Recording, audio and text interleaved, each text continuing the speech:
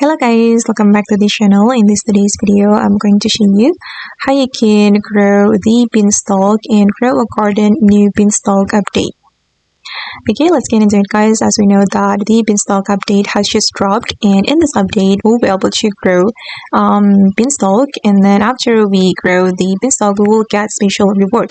And to grow the beanstalk you can feed the beanstalk with a required fruit. For example, now the NPC is looking for prickly plants, so I'm going to feed the beanstalk with my prickly pear. Okay, let me search for my prickly pear.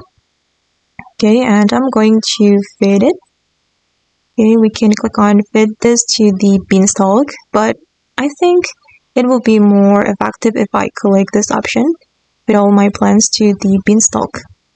Okay, and I got I got 10 beanstalk points, as you can see here. And then let me click on the guidance.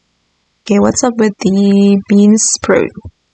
Okay, you can feeding it plants and you can make it grow big and tall. Okay, it will grant you rewards, and if you feed it the most you'll get a special reward. Okay, and I think you need to work with your friends in the server so you can grow the beanstalk faster. Okay, we need to reach 900 points to get the reward.